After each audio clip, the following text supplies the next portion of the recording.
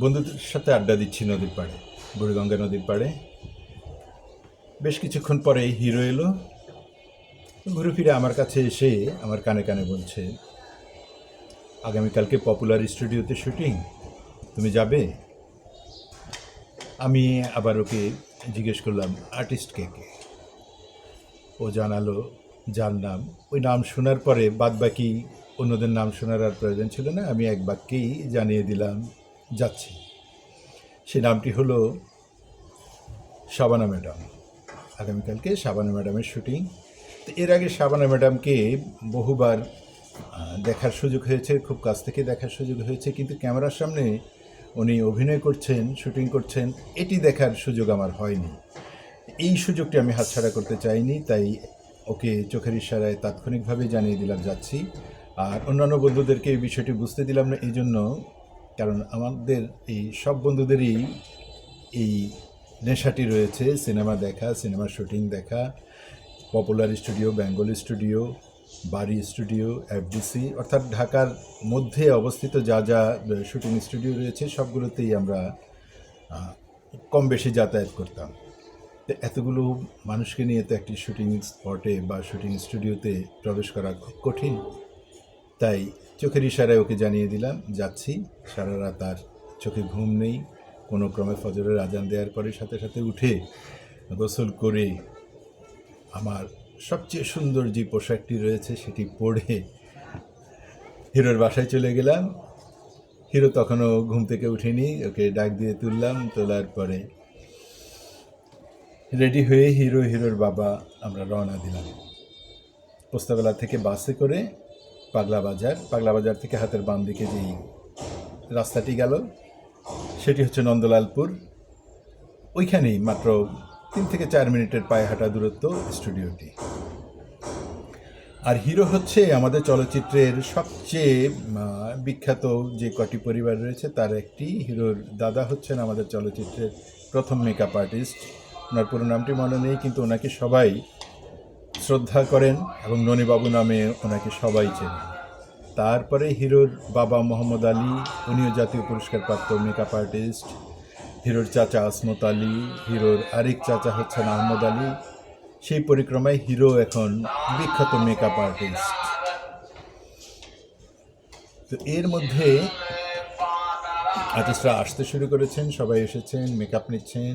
Shabana madam makeup নিলেন, তারপর জাফর ইকবাল এলেন, মেকআপ নিলেন, অন্যান্য আরও অনেক আর্টিস্ট রয়েছে, সবাই মেকআপ নিলেন। কিন্তু মূল দৃশ্যটি ধারণ হবে শাবানা এবং জাফর ইকবালের, ওনারা ভাই বোন। এই ভাই বোনের একটি ড্রামা সিকোয়েন্স ধারণ করা হবে, খুবই মর্মস্পর্শী একটি দৃশ্য। মেকআপ নিয়ে সেটে প্রবেশ করলেন শাবানা ম্যাডাম এবং জাফর ইকবাল। ওনারা পরিচালক হচ্ছেন হাফিজউদ্দিন, ওনার সাথে কিছু বিষয় নিয়ে আলোচনা করলেন। কখনো কখনো পক্ষ বিপক্ষ হয়ে ওনারা প্রশ্ন করলেন, কেন এভাবে না। তো এগুলো আলোচনা করে সিদ্ধান্ত নেওয়া হলো যে হ্যাঁ, দৃশ্যটি এখন টেক করা হবে। আর ইতিমধ্যে হিরো মেকআপের কিছু গুরুত্বপূর্ণ জিনিসপত্র একটি কেনে দিয়ে ওটি আমার হাতে দিয়ে দিলেন। এগুলি শুটিংয়ের ফাইনাল টেক হওয়ার সময় আর্টিস্টের ফাইনাল কিছু টাচ দিতে হয় ফেসে, ওই জিনিসগুলো এই ক্যানে থাকে। এবং এটি কৌশল করে আমার হাতে ও ধরিয়ে দেয় এই জন্য যে আমি এই ক্যানটি নিয়ে স্টুডিওতে একবারে ক্যামেরার পাশেই দাঁড়িয়ে থাকবো, এবং তখন খুব মন দিয়েই আমি এই অভিনয়, শুটিং এবং অন্যান্য কার্যক্রমগুলো দেখতে পাই। ধন্যবাদ বন্ধু, কৃতজ্ঞ তোমার কাছে এই অসাধারণ কাজগুলো আমাকে সুযোগ করে দেওয়ার জন্য, দেখার সুযোগ করে দেওয়ার জন্য। তারপরে শাবানা এবং জাফর ইকবাল ক্যামেরার সামনে দাঁড়ালেন, যথারীতি অভিনয় শুরু হলো। অভিনয়ের এমন মর্মস্পর্শী একটি জায়গাতে উত্তীর্ণ করলেন দুজন মিলে, শাবানা এবং জাফর ইকবাল। আমরা যারা ওই সেটে উপস্থিত ছিলাম সবার চোখেই পানি চলে এসেছে। এখানে উল্লেখযোগ্য, আমাদের শাবানা ম্যাডাম কখনো শুটিংয়ের সময় এরকম মর্মস্পর্শী দৃশ্যগুলোতে উনি চোখে কিন্তু গ্লিসারিন ব্যবহার করতেন না জল আনার জন্য। উনি দৃশ্যটিকে এমনভাবে ওনার ভেতরে ধারণ করতেন এবং এমন আস্থার সাথে প্রকাশ করতেন, তখন ওনার চোখ দিয়ে তো জল গড়িয়ে পড়তই। আমরা যারা ওই শুটিং সেটে উপস্থিত, আমাদের সবার চোখেই জল চলে আসলো।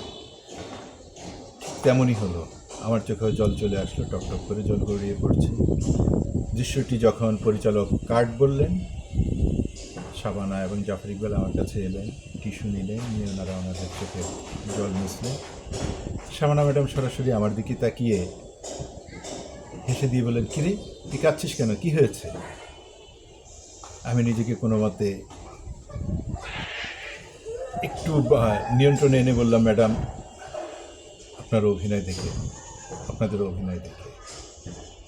উনি ওনার টিস্যুটি দিয়ে আমার চোখের পানি মুছে দিয়ে বললেন, যাক তাহলে অভিনয় করতে পারলাম। জাফর ইকবালের দিকে তাকিয়ে শাওনা ম্যাডাম বললেন, জাফর আমাদের অভিনয় তাহলে হলো, দেখ ওর চোখ দিয়ে পানি পড়ছে এখনো। এই হচ্ছে আমাদের চলচ্চিত্র, এই হচ্ছে আমাদের সোনালী যুগের শ্রেষ্ঠ অভিনেতা অভিনেত্রীদের অভিনয়। আমাদের কি সমৃদ্ধ সিনেমা জগৎ ছিল, সিনেমা ইন্ডাস্ট্রি ছিল। কাদের হাতে পড়ে আমাদের এই সিনেমা ইন্ডাস্ট্রি আজ ধ্বংসপ্রায়।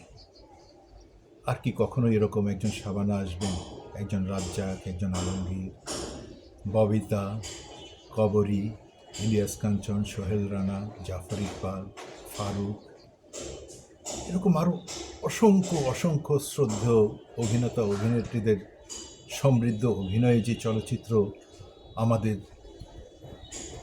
পুরো জাতিকে আকৃষ্ট করেছে। সিনেমা হলে যে সিনেমা দেখার জন্য আবাল বৃদ্ধ বনিতা সবাই মিলে, আমরা তো আমার আব্বার সাথে পুরো ফ্যামিলি আমরা যে সিনেমা হলে সিনেমা দেখেছি, আজ কোথায় হারিয়ে গেল? কাদের কারণে আমাদের চলচ্চিত্র এই ধ্বংসের পথে নিপতিত হলো? আর কি কখনো ঘুরে দাঁড়াতে পারবে আমাদের চলচ্চিত্র?